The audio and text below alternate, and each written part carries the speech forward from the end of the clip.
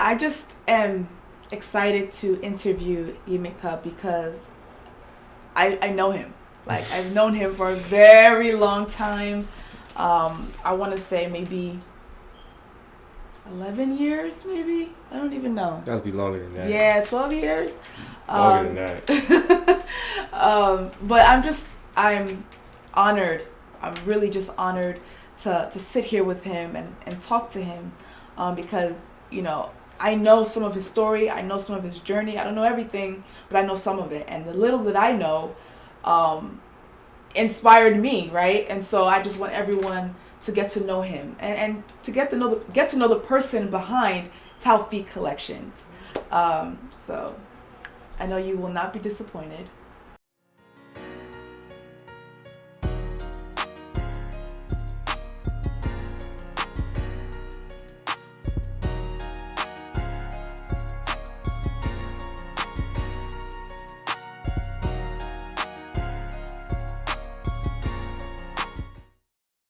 Hi everyone, welcome to another episode of KepTalk.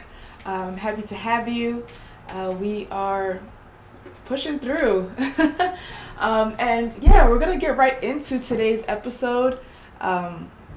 We have a guest with us, another guest with us who is coming with, so much knowledge, even at a young age. I mean, I think he's young.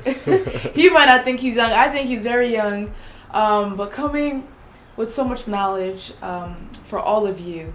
So without further ado, Yimika. Thank you guys so much. Thanks for having me. No problem. So before we even get into our conversation, introduce yourself. Okay. So my name is Ayoyimika Ajao. I am 22 years old.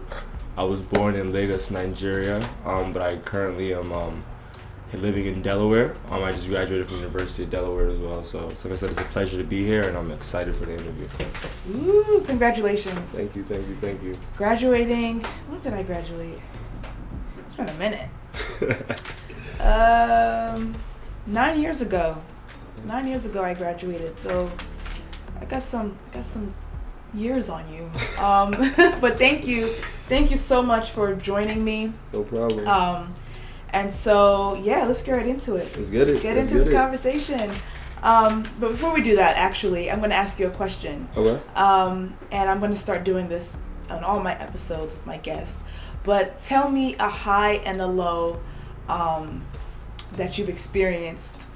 It could either be this year so far, so we're halfway through the year. It could be this month. Okay. Or it can be this week. So a high and a low. I'll do in the past month. So I guess in the past month, the high would be the obvious. I graduated from college, which is something that felt like forever, but it did go by pretty fast. Okay. A low would probably be, I guess it could be a high to some people, but I've really been chilling this week. All my friends have been on vacation, traveling, but I've just been home. But at the end of the day, my time is coming, so. Hey, I hear that. That could be a low for some people. Seeing everybody like going from here to Houston. I saw a lot of Houston on my Tulum too. People are just out here in these streets, which I get, right? Because we've been locked up. We've been on lockdown for such a long time, and so now that the world has opened up again, everyone's like, book me a flight. Like, I'm not turning anything down. Yeah, especially all my classmates that just graduated too. They're just taking the first plane rides all over the country and stuff like that. So this is good. Your time will come. This is time for you to chill. Exactly. Work on your business, because he got a business that we'll talk about later. All right. Thank you for sharing that with us. All right. So Yimika, what do you like, Yimika or Ayo? I guess like my close friends, family, people that know me for a long time call me Yimika, Yimika, whatever. Just like my friends from school who don't really know me, just call me Ayo. Okay. But it's whatever you guys prefer. All right, I'll do Yimika. Tell me about your childhood. Okay. So So like I said, I was born in Mushi, specifically in Lagos, 1998. When I was living in Mushi, I was living with my grandmother, my dad, and my mother as well. During that time, my older brother, and my older sister, they had already came to the United States. So they're already like spending some time with my aunt. Just waiting for me, my mom, to at least come over to the States as well. Eventually, the plans had changed. So everyone in my family, cousins, aunts, everyone went to London for like a period of time. And then that's when I had my little sister. Okay. So Anu was born in England, and we stayed there for about like 6 months after she was born. Okay. And then my mom and my dad, from what I can remember, my mom and my dad had a conversation about coming to the States. My dad was still working in England, and he had his whole life and everything stood up there, so he didn't really want to leave. My mom, of course, wanting to be closer to her children, my older sister, because she had a very, very strong bond with my older sister. And they had gone before you guys? Yeah, to the States. Okay. And she really missed both of them a lot, so she just wanted to be close to them. She didn't really care about being stable in England or anything. She just wanted to be close to her children. So at that point, my mom decided to, take a leap of faith, come to America with nothing besides me and a newborn baby. And we came to Delaware, where my other aunt was staying, and this was as close as she could get to her other kids who were staying in Maryland. So we stayed in Delaware, and I've been in Delaware ever since. And I've had a pretty strong relationship with my siblings. Of course, I think my closest relationship would be my little sister. And I guess my relationship with my other siblings have been developing throughout the years. But I think my childhood has really been me being very independent. I guess given the fact that my father wasn't as in my life as much as I would want him to be, I think that opened the door for me to get inspired and to cling on to a lot of other older men that were around me as well. And I was really fortunate to be around the community that I was. And I think that's what really differentiated myself from a lot of other guys as well. Even though, I'm young at heart, and I'm still very young at heart. I like to go out, I like to have fun, I like to do all those things too. But I think the component of having ambition, having a plan, seeing something better and bigger for yourself, I really got from the other men that were introduced to my life. That kind of raised you. Yeah, essentially. I think the saying that it takes a village to raise a child is actually very true, and it's very true in my situation as well, because even though my mother wasn't there as much as she wanted to be, because she was just too busy working and try to give to me and my sister and my other siblings as well, I allowed myself to be free to meet other people, to connect with other people, to learn different things. I mean, even my relationship with my cousin David is a really, really strong one as well. I think he was my brother before I realized that I had an actual brother, you know what I mean? And he even instilled a lot of things into my life in terms of creativity, imagination, things like that I think is really what's separating me from a lot of people today. So that's beautiful. And my childhood I think a lot of people look at it as a disadvantage, but I see my identity, I see my position in this world as an advantage. Instead of just covering behind the spotlight and letting the world dictate my destiny for me, I decided to use that spotlight and to actually dictate my future for myself. So that was one of the reasons why I feel like I was able to achieve the things that I achieved when I was younger. Not because of the talent that I had or how smart I was, because honestly, people think that I'm smart and all that stuff, but it's really all about finesse, you know what I mean? So, but it's all about just using your situation, using your advantages, and just knowing how to manipulate things to your favor. And I think that's really all what life is, Yeah, I agree with that. So, I love everything that you said, and you said something which I think all of us, we say it, we hear it. It takes a village. It really does take a village. Nobody is an island. We need each other. We need family. We need friends. We need mentors. But I want to kind of go back to your dad. Word. Because, you mentioned he was kind of left behind, right? And other men stepped up to help raise you. How did that make Yimika feel? Let's kind of go there. Yeah. You know, how did that make you feel, knowing that your dad wasn't around to raise you and, you know, help give you the tools that you need to become a man? Yeah. I think that didn't hit me until maybe about like 2-3 years ago.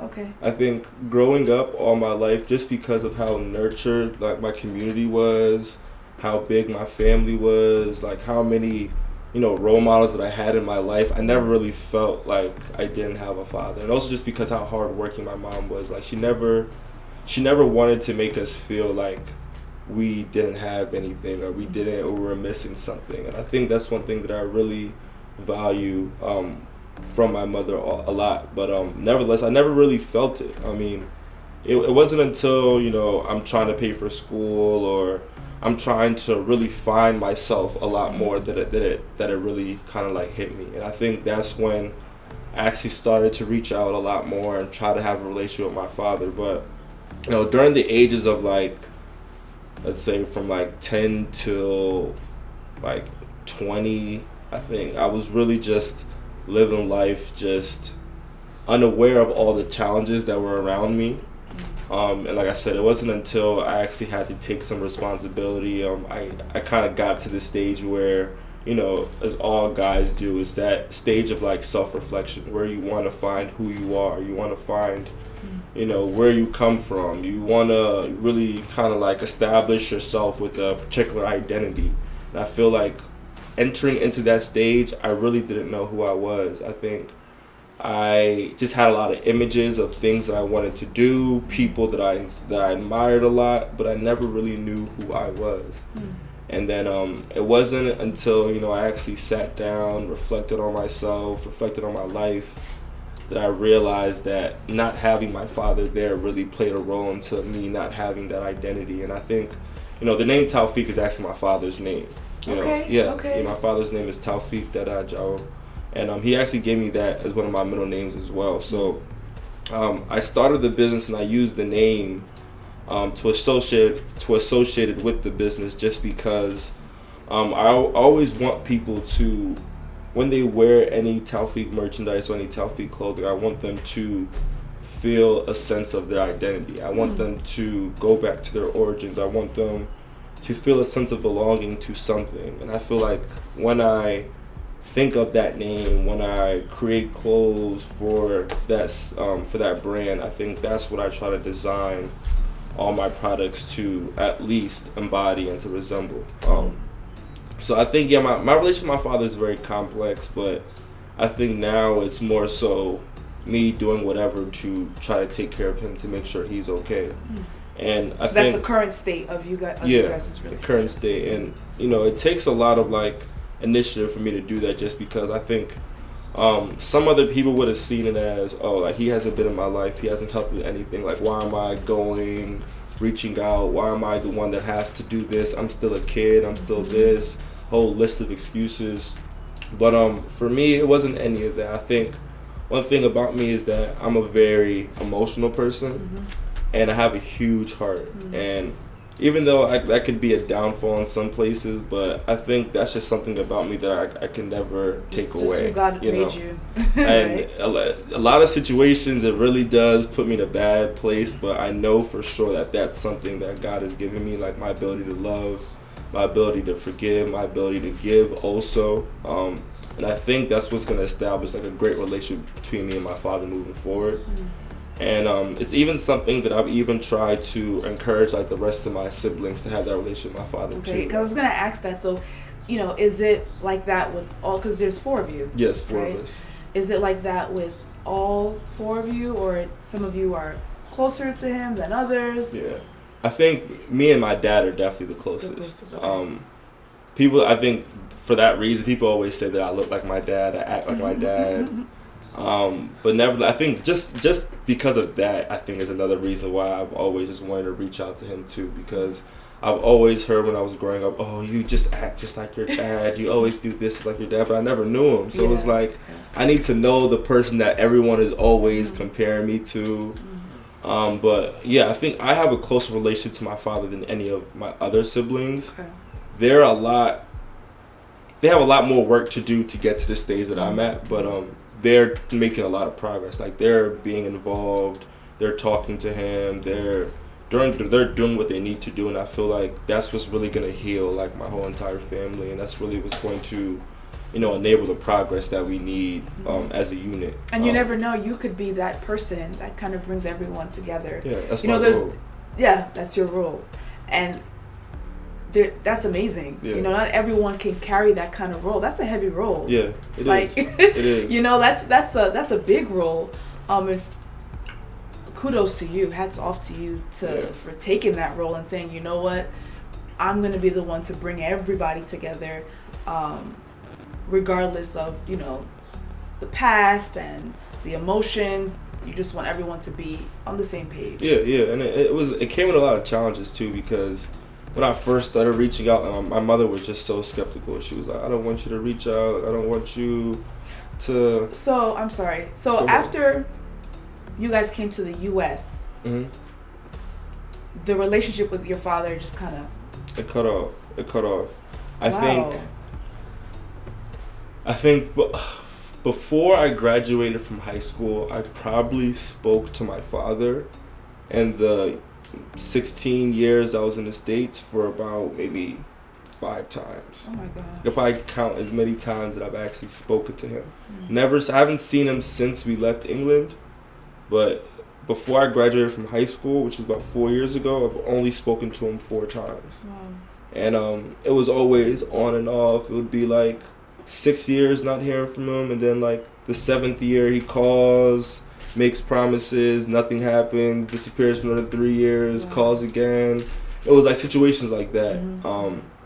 And of course, like me being young, like I held on to every promise, and it's like even my sister too, like my little sister. Okay. I think there's so many times that she's cried because she's like, oh my God, my dad said he would do this, my dad said he would be here, but he wasn't here. Like, and just seeing that, and also just seeing some emotional outbursts that my mother would have in private, and just seeing the effects of that on her too, really kind of made me want to take the step to really try to like force the relationship if I had to, or just do something about it.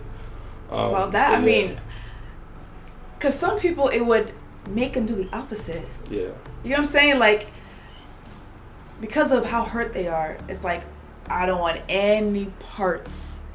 But for you, it made you want to get to know him more. Yep, exactly. And that's interesting. Even my mother was even like shocked about it. She's like, what do you want out of this guy? And it's like, honestly, even if she asked me now, I would even say I don't know. It's just something in me that is just kind of like tells me that this is what I have to do. And I think everything kind of just was ordained, and everything kind of was like just everything that was supposed to happen really just happened. And I'm just kind of glad that it's happening the way it is, because even now, like, the relationship that I have with my father, the relationship that my mother has with my father, the relationship that my siblings have with my father is completely different now than 10 years ago. Exactly. Wow. Exactly.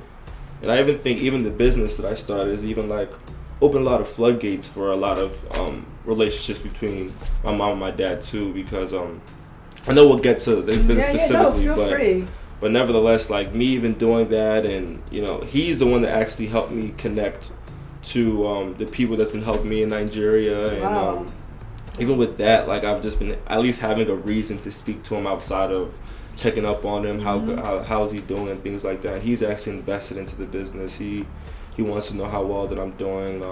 I have siblings over in Nigeria too, half siblings, and like they've just been so supportive of it as well. I think it's something that the whole family really just needed to identify with each other. And I think it's something that my family just has not really had something to identify ourselves with. And we've just been like searching or being in a limbo for a while, but I feel like now we're really unifying a lot more, and we're really just trying to make our mark on the world together, essentially. So that's phenomenal that a business could bring healing. Yeah. Right? Of course, God is the one that does all of this, but he uses people. And being able to use you and start the business, it's a form of healing for your entire family. So I think that's phenomenal. That is phenomenal. Thank you.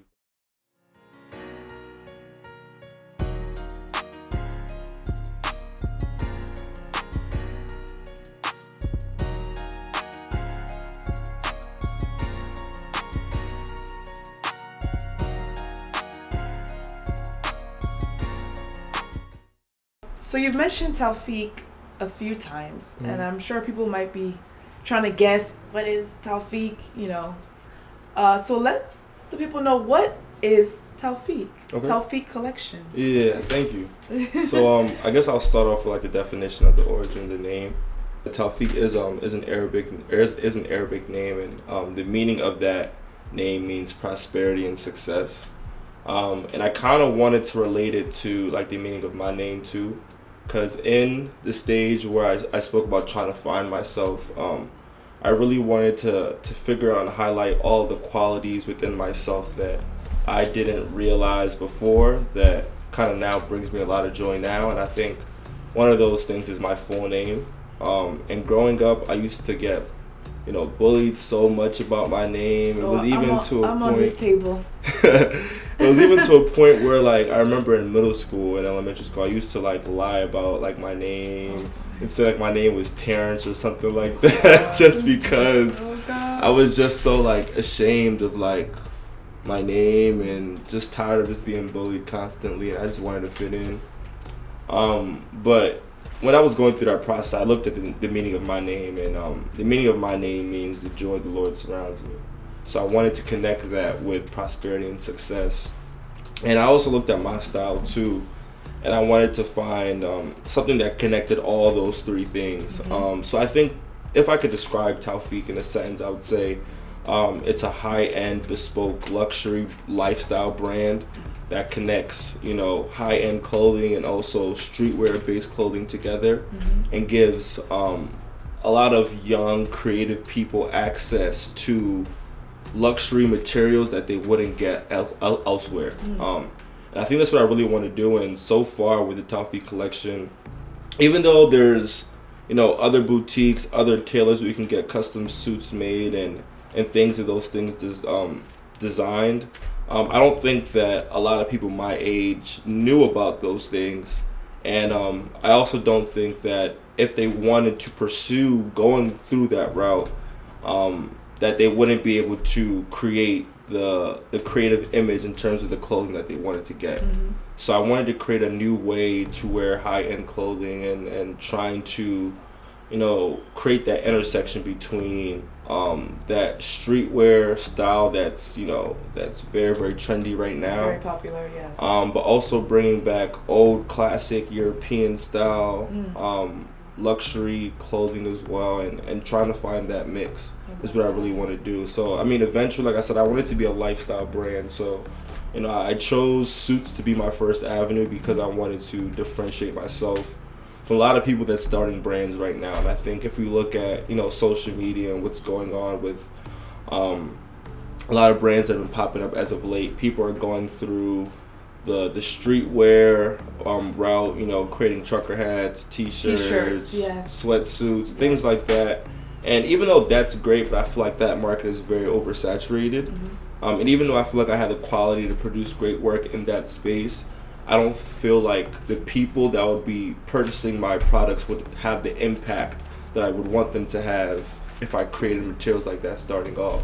So I really wanted to create materials that was one different, that was one high end, and something that I could actually design. It's not much you can do with t-shirts, it's not much you can do with hoodies and things like that, but there's a whole space of creative design that you could do in suits that I don't think it's been tapped in a lot. And even though my first collection, which is the Faji Boy collection, I'll be dropping on July 1st. Hey, plug. Plug. Yeah, so I mean, it's you'll definitely, in that collection, you'll definitely see traditional style European suits, but you'll definitely also see different creative aspects to each suit that you don't usually see. And I hope that each collection that I'm designing, that you'll see the whole entire space of menswear bespoke suits continue to evolve. And I really do hope to continue to push that envelope to one day be able to service clients that are like, Jay-Z, Diddy. You better speak it into existence. Yeah, do commercial work, yes. Wedding stuff. I hope to do a lot of different things and really just impact the world through my creativity and my love for fashion. So I love that. We're actually gonna display some pictures for all of you because this stuff is really, really nice. And I'm not just saying that just to say it because you're sitting right here.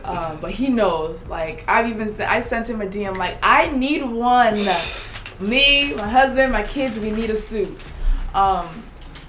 So, I mean, now you guys know. You guys know exactly what Taofeek Collection is all about.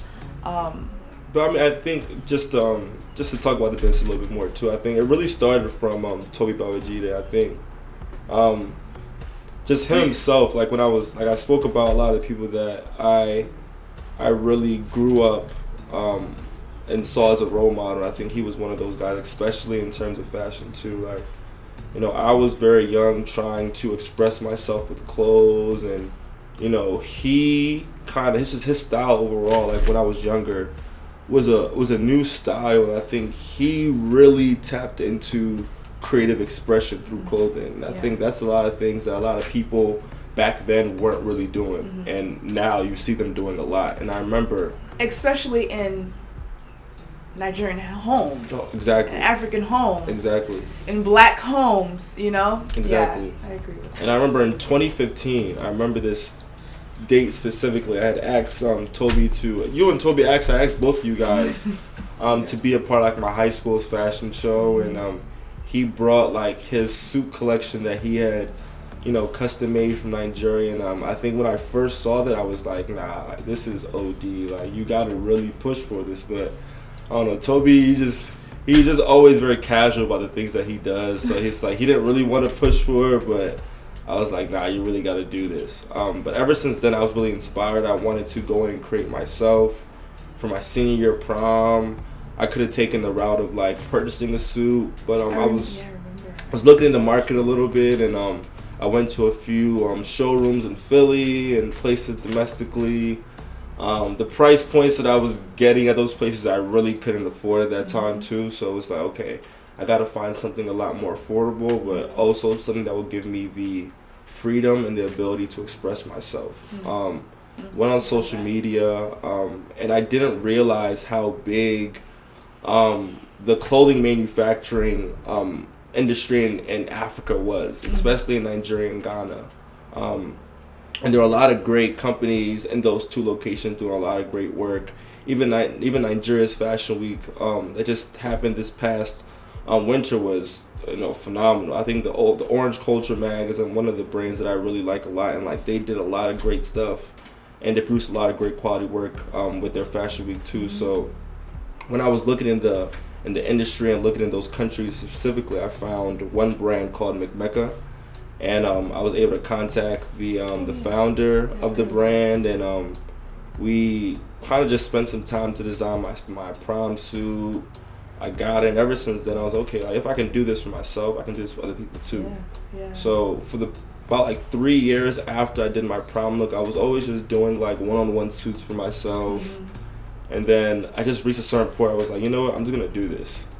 So I went back into, you know, the market and tried to see where I could produce clothes in a way that, you know, it's efficient for me, efficient for potential clients, and like I said, a way that I can really express myself. And, you know, through my relationship with my dad and through my siblings in Nigeria, they were able to connect me with a few people, and ever since then it's just been, the rest is history. Oh, wow. Yeah. I told you, he has so much knowledge, and he's only 22. Like, I really can't believe it. So, I mean, you're talking about the business and really the brand, right? But has there been any failures that you might want to share with people that maybe you've encountered, you know? With the business specifically? Yeah, business, or it could even be personal, right? Yeah. Any failures that you've experienced that maybe it helped drive you to where you are today? Because, you know, I really believe that a lot of people like to run away from failure and pain and those things, but it's important for us to also embrace it, because it's what kind of like refines us and molds us into the people that, you know, we are in present day. So share with us if there's any it's any a failures. It's a He's ton. like, oh, We could be here all day. But I mean, it's important to share those things and not run away from those things. Because I'm telling you now, you share it with people, they'll be like, okay, Yimika, he went through this, but he was able to come through on the other side. Yeah. So. Yeah, I've been through a plethora of failures in my life, and I feel like, especially for people who are destined for greatness, like, failure is inevitable, especially failures in like large magnitudes. It's gonna happen, and I think what really drives you towards success is how well you overcome from failures. And I think the biggest period of my life where I had the most amount of failures was the time I spent in college. And that's why I feel like me graduating is such a big milestone in my life, because honestly, I didn't think I was going to graduate. I didn't think I was going to graduate the time that I did. And I didn't think I was going to graduate, the way that I did too. I mean, it really is all just a blessing. And, just to go into specifics. So, for example, when I graduated high school, I graduated, top 10 in my class, national champion in track and field. Like, I had a lot of credentials, and I was doing a lot of great things as well in my community, and I was really on a high. And I chose to go to Howard University in DC. And when I got there, it was just a lot of blessings when I got there too, a lot of favor. I learned a lot. I was able to really figure out what career field I really want to go into. I met a lot of important people, a lot of close friends to this day. But one of my major challenges was not being able to stay at Howard University for my first year. And that's just due to, just living in a single parent household. But more specifically, so when I got to Howard, I got in with an athletic scholarship to run track. And when I did start my journey at Howard, it's a very, very big school. Well, it's not really a big school, but in terms of culture, it's very, very big. Mm-hmm. And before, it was easy for me to balance athletics in school and high school, because the social life in high school isn't really that big, especially in Delaware. So it's like, y'all leave Delaware alone. So I mean, it wasn't really anything that you really had to struggle to really maintain. But I think when I got to college, because I'm someone that loves to learn too, like, a lot of people don't really like the learning and the educational aspect of college, but in a way, I really kind of did. Mm-hmm. So it was trying to balance social life, trying to learn and be fully involved in school, and also be an athlete, which is nearly impossible. Mm-hmm. And Howard University is a Division I institution as well, so the demands are a lot harder for athletes. So when I got to that point, I was going to practice, but it was like I wanted to be in class. I wanted to go to different events. I wanted to network a lot because I was in the business school, and all the top upperclassmen in the business school, like, they were going to all the recruiting events. Mm-hmm. They were traveling from New York to DC, paid trips, hotels paid for, company credit cards, and I was like, I want to do that too. Like what do I have to do? But it was like, I never had the time because I was either studying, I either had practice, or I was just too tired to do anything. So I had to make the decision for myself. Like, do I want to keep running, or do I actually want to be free, and do I want to do what I really want to do? And financially, that was a big decision, because if I wasn't running, it was like, how am I going to pay $45,000 a year to go to school in DC? It's just near impossible. So when I opted to not run track anymore, I dealt with a lot of stuff my first year that people don't even know. I was actually homeless in DC for a period of time.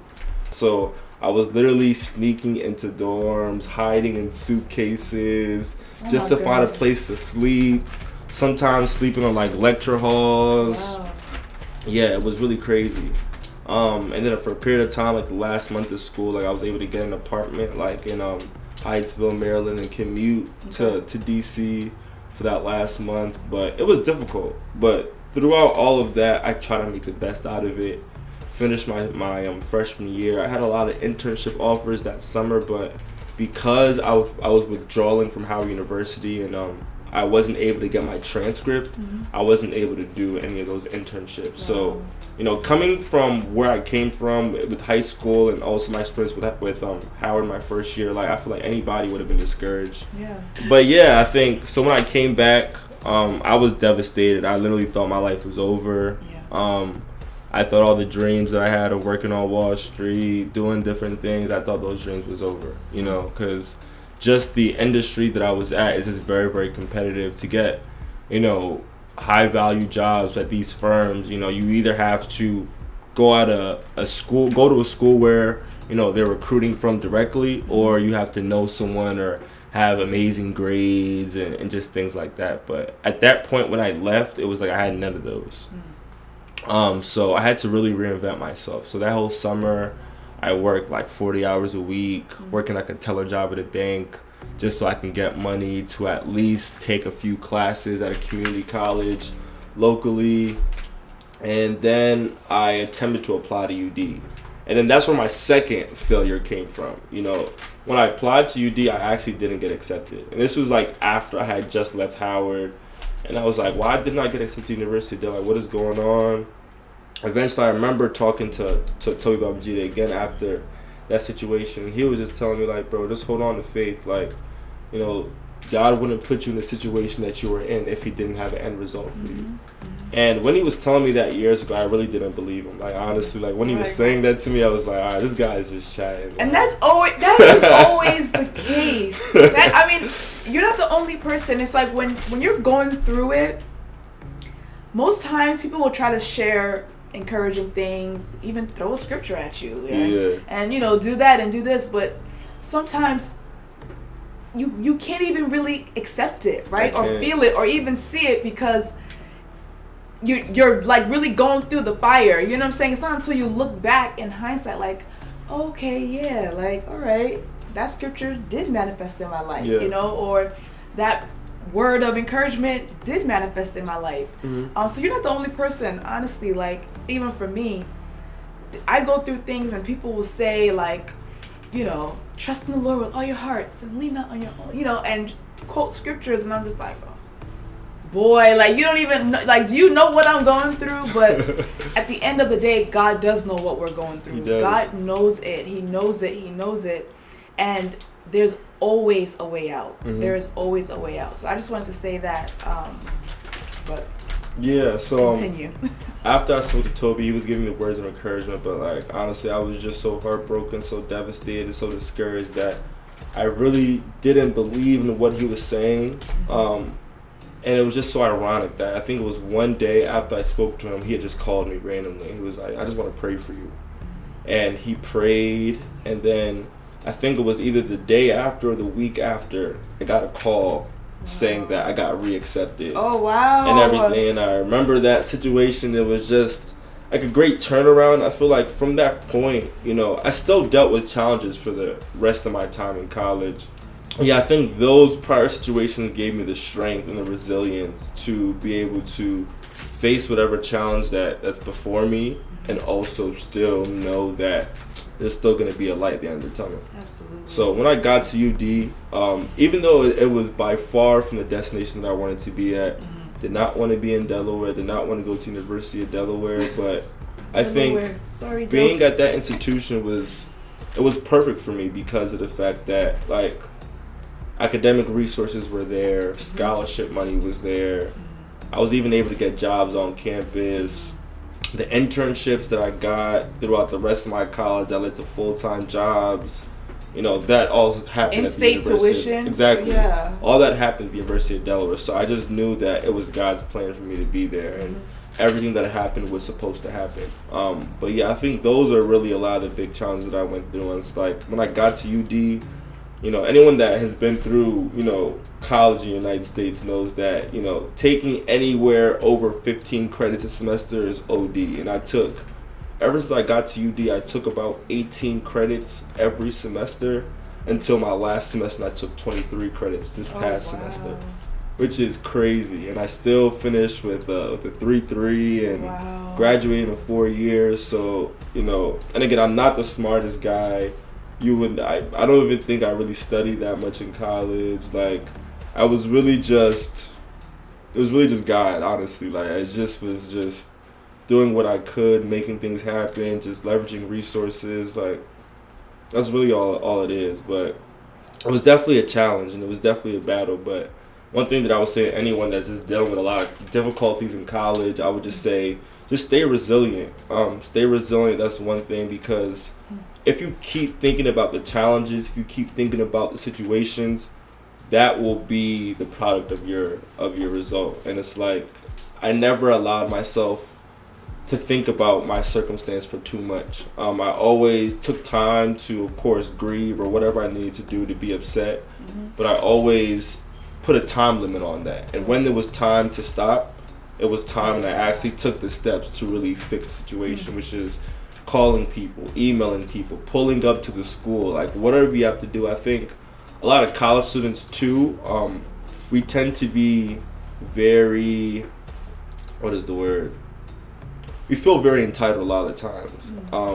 We don't feel like we need to do other people's jobs for them, but necessarily to really get things done, you might have to be the person. It's like, why do I have to go to the financial aid office? Exactly. Why do I have to email my professor? Exactly. Why do I have to go to his office hours? Like, we paying X amount. Why do I have to? But you have to. Yeah. and if you don't, you're just going to be stuck here. So, I did a lot of that. Like, I did a lot of that. And I think that's really also what helped me with just, like, organizational skills, being able to speak to people.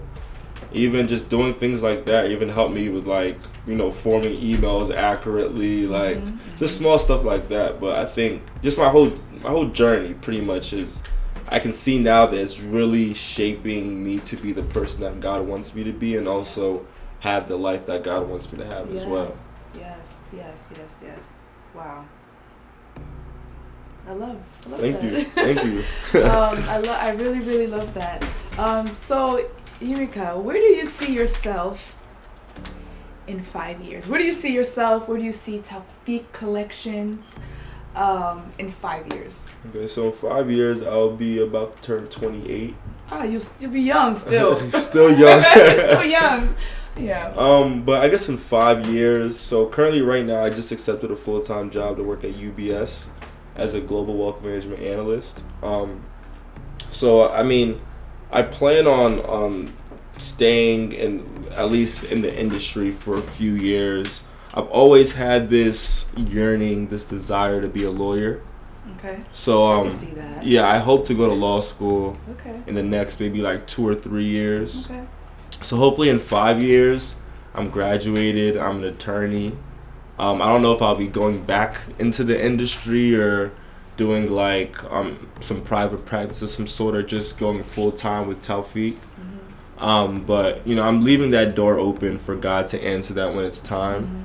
But I hope that Taofeek is a global brand at that point too. I hope to have created a lot of different collections, collaborate with a lot of different African creatives, and really expand on the products that I create too. Going from suits to accessories, shoes to women's wear, and a lot of different things too. So I'm hoping that my hard work in that regard returns back to me. But Absolutely. At the end of the day, I think because I've been so goal oriented my whole life up until this point, I think at this point I'm really giving the keys to God so that He can just work in my life now. Like, I feel like He's really just giving me the foundation and everything that I needed to be successful, and now I'm just ready to just give the hat back to Him and just let Him work in my life and really open doors for me too. So that's amazing. We're gonna end it right there because that's a great place to end it. But Yumika, I am just in awe of your growth. I'm just in awe of it, honestly. And I just wish you the best with Taofeek Collections, with everything that you put your hand to do. My prayer for you is that it's going to just succeed like never before. It's going to blow up. And, you said it, just faith and prayer and loving loving people around you, because that's really why we're God wants us to love, right? But yeah, I wish you the best. Thank you so much. Thank you so much. Wholeheartedly, I want you. I know that you're gonna succeed. And yeah, that's it, y'all. That is it. That is our conversation for today. I'm leaving this moment so full, so full, just full of gratitude, honestly.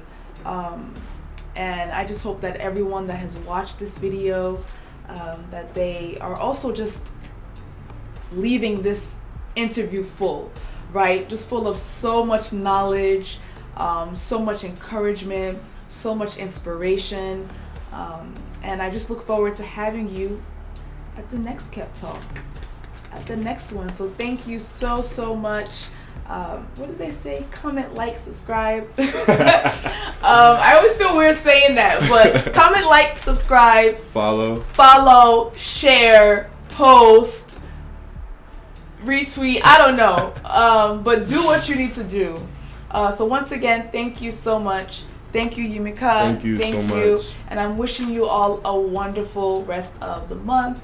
And yeah, stay tuned.